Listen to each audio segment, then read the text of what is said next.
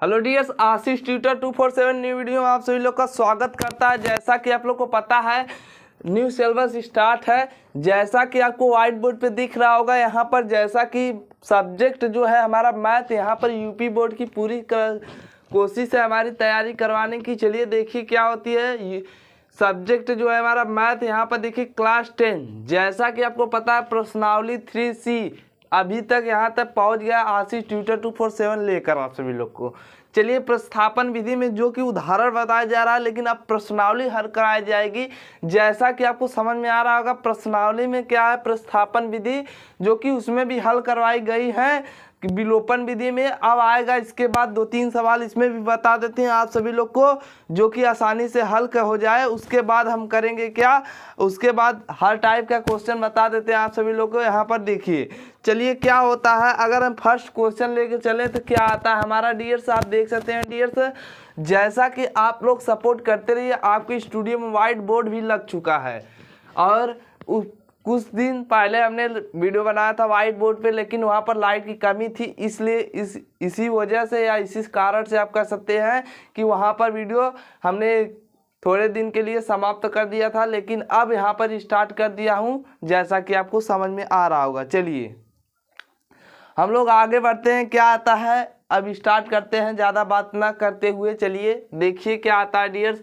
आता है निम्नलिखित, यहाँ पर देख लीजिए डियर्स क्या है, निम्नलिखित समीकरणों में प्रतिस्थापन विधि द्वारा हल कीजिए। अगर कहता कोई विधि द्वारा, अगर कुछ नहीं दिया होता, कहता निम्नलिखित समीकरणों को द्वारा हल कीजिए, इस विधि से किसी विधि से हल कर दीजिए, आपको कोई लेना नहीं। अगर कहेगा प्रतिस्थापन विधि से हल कीजिए तब हल करना है। अगर आपको पेपर में दे दिया जाए कि प्रतिस्थापन विधि से कर दिया जाए, निम्नलिखित समीकरणों को प्रतिस्थापन विधि से हल कीजिए, मतलब कहेगा आप प्रतिस्थापन विधि से हल करने के लिए।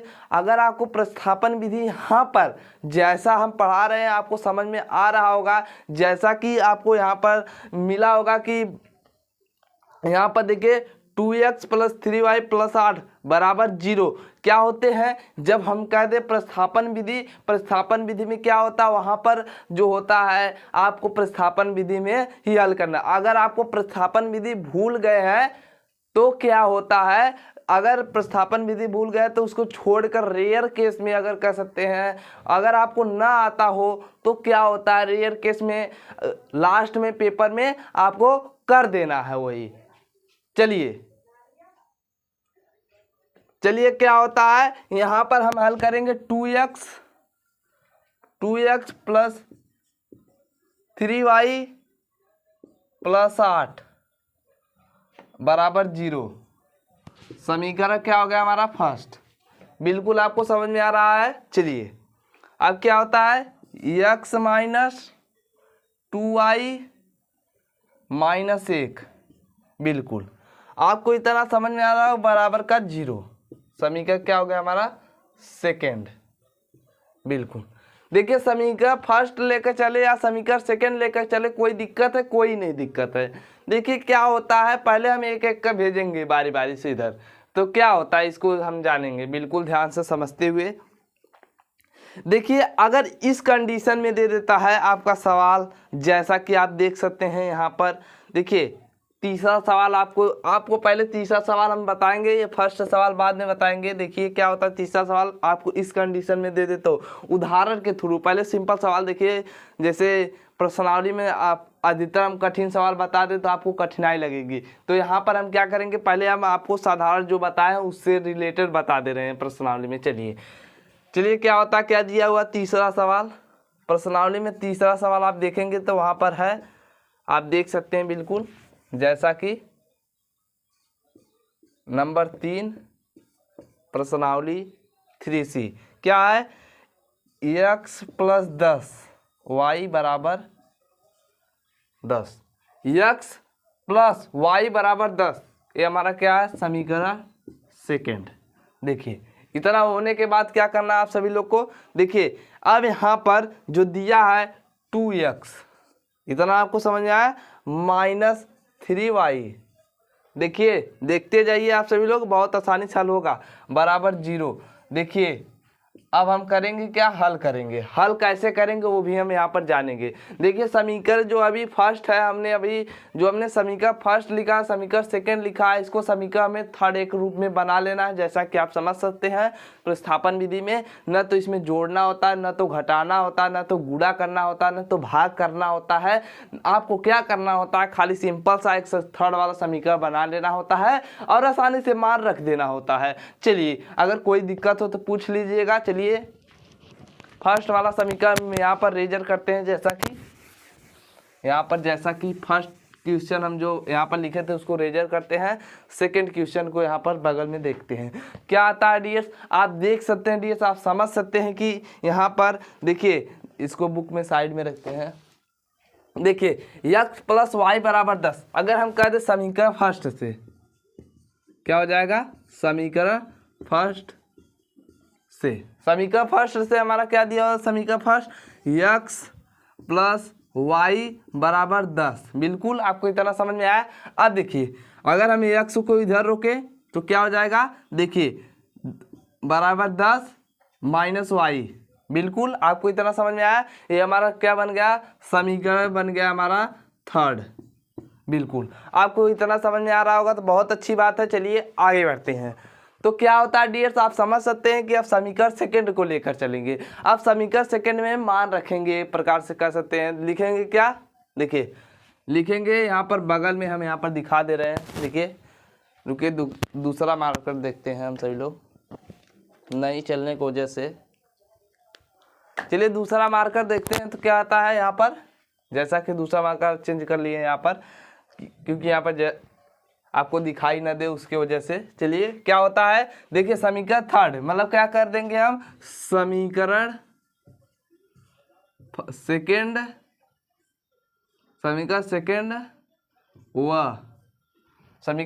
व थर्ड से।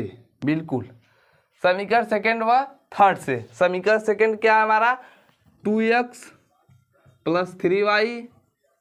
बिल्कुल यहाँ पर समझ सकते हैं माइनस है तो हम यहाँ पर माइनस लगाएंगे,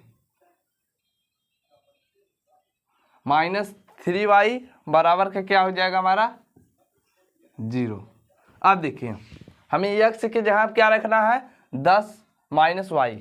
तब देखिए क्या होता है डियर्स, 2 × 10 - y।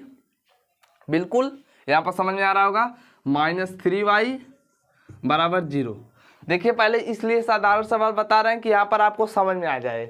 तो समझ में आने के लिए पहले हम साधारण सवाल से स्टार्ट करते हैं। आप सभी लोग को आसानी से पहले वीडियो में, पहले लेसन में आपको भ्रम न खाए कि तीसरा फर्स्ट वाला सवाल कठिन है इसलिए नहीं बताएगा। तो यहाँ पर कुछ ऐसी बातें नहीं है, यहाँ पर सभी सवालें हल करवाई जाती हैं उदाहरण के, जैसा कि आपको पता है उदाहरण के भी और प्रश्नावली के भी। इसलिए यहाँ पर आशीष ट्यूटर 247 इसलिए यहाँ पर भी पहुँचा है। सभी लोग हल करवाते हैं, लेकिन कुछ ही क्वेश्चन हल करवाते हैं, इसीलिए हम प्रश्नावली पूरा हल करवा रहे हैं। अगर आपको पढ़ना है तो इससे जुड़ जाइए, कोई दिक्कत वाली बात नहीं है। तो हम क्या करेंगे, इससे गुणा कर देंगे तो हो जाएगा 20, यहाँ पर हो जाएगा माइनस, जब इससे गुणा करेंगे हो जाएगा 2y - 3y = 0। बिल्कुल आपको इतना समझ में आया। देखिए अब क्या होता है, अब 20 को अगर हम उधर भेज दें तो कोई दिक्कत है, कोई नहीं दिक्कत है। देखिए 20y को हम उधर भेजना चाहते हैं तो 20y को हम उधर भेज लें तो इधर माइनस, इधर भी माइनस जुड़ जाएगा, बिल्कुल जुड़ जाएगा। तो हम क्या लिख देंगे, माइनस। देखिए माइनस के साथ आया तो माइनस कितना हो जाएगा, 5। बिल्कुल 5 हुआ ना। अब देखिए बराबर का इधर हम 20y लिख दें, 20y होगा बिल्कुल, वो भी माइनस में होगा। बिल्कुल आपको इतना समझ में आया। अब देखिए यहाँ पर क्या हो जाएगा, माइनस का y बराबर करेंगे तो क्या आ जाएगा, 20 - 5 माइनस, ये भी आपको ध्यान आ रहा होगा। चलिए y बराबर करेंगे हम, y बराबर हमारा करेंगे तो क्या आ जाएगा, बिल्कुल ध्यान से यहाँ पर समझते हुए चलेंगे हम लोग। देखिए डियर्स अगर हम इसको काट दें, 5 × 20, माइनस से माइनस गया, माइनस से माइनस चल गया, 5 चौक 20, 5 एकम 5, 5 चौक 20, आंसर कितना है हमारा 4। देखिए अब हम किस में रख देंगे, समीकरण किस में रख देंगे, यहाँ पर रख देंगे तो आसानी से हमारा मान मिल जाएगा। चलिए इसको रेजर करते हैं। अगर आप इसका स्क्रीनशॉट लेना चाहते हैं हम बगल में हट जाते हैं 2 मिनट के लिए। और देखिए अब इसके बाद क्या होना है, पहले आप लोग स्क्रीनशॉट ले लीजिए, बगल में हम हट गए हैं जैसा कि आपको पता होना चाहिए।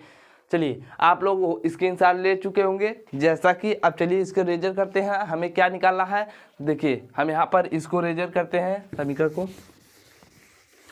तो क्या हो जाएगा, देखिए बिल्कुल ध्यान से समझिए। लिखेंगे क्या, समीकरण थर्ड में रखने पर, क्या है, समीकरण थर्ड में रखने का किसका मान, y का मान समीकरण थर्ड में रखने पर। बिल्कुल आपको इतना ध्यान में होगा कि यहाँ पर y का मान समीकरण थर्ड में रखने पर, समीकरण थर्ड क्या है, x बराबर 10 y माइनस y। बिल्कुल समीकरण थर्ड हो गया हमारा। अब क्या है, y का मान निकला हुआ है, बिल्कुल आसानी से रख देंगे तो हमारा कितना निकल जाएगा, बिल्कुल यहाँ पर देख सकते हैं 10 माइनस यहाँ पर हो जाएगा 4। बिल्कुल इतना आपको समझ में आया। अब देखिए डियर्स क्या होता है, x बराबर करेंगे तो हमारा कितना मिल जाएगा 6। बिल्कुल एक मान हमारे यहाँ से मिल गए हैं जैसा कि आपको पता होना चाहिए। देखिए डियर्स,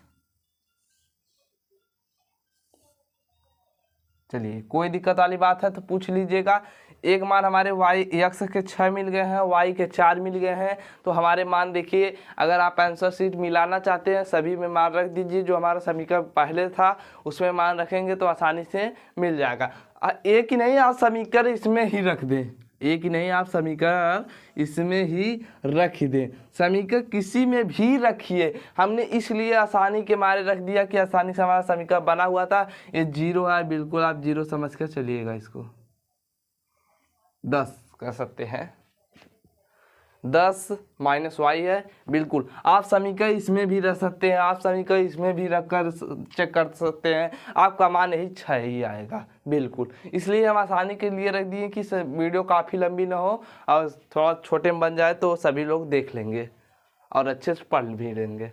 चलिए आई होप आपको समझ में आ रहा होगा। देखिए हम यहाँ पर लिखेंगे क्या, राइट साइड में आपको लिखना क्या है, बिल्कुल ध्यान से समझते हुए चलेंगे। तो क्या हो जाएगा राइट साइड में, अगर हम लिख देते x का मान, x बराबर हमारा कितना मिला 6, y बराबर मिला है हमारा 4, यही हमारे मान हो गए। जैसा कि 2 मान हमारे निकले हुए हैं, देख सकते हैं y का मान और x का मान, जैसा कि आप समझ सकते हैं बिल्कुल। और इधर हम कॉमा थोड़ा सा लगा देते हैं। चलिए आई होप आप समझ गए होंगे। अगर स्क्रीनशॉट लेना चाहते हो तो ले लीजिए, कोई दिक्कत नहीं है। चलिए आई होप आप समझ गए होंगे। आप लोग सपोर्ट करते रहिए। आप सभी लोग का धन्यवाद, जो पढ़ते हैं हमसे और जो नहीं पढ़ते हैं उनके लिए भी धन्यवाद। चलिए कोई दिक्कत वाली बात नहीं है। तब तक के लिए जय हिंद, वंदे मातरम। चलिए वीडियो की एंड करते हैं।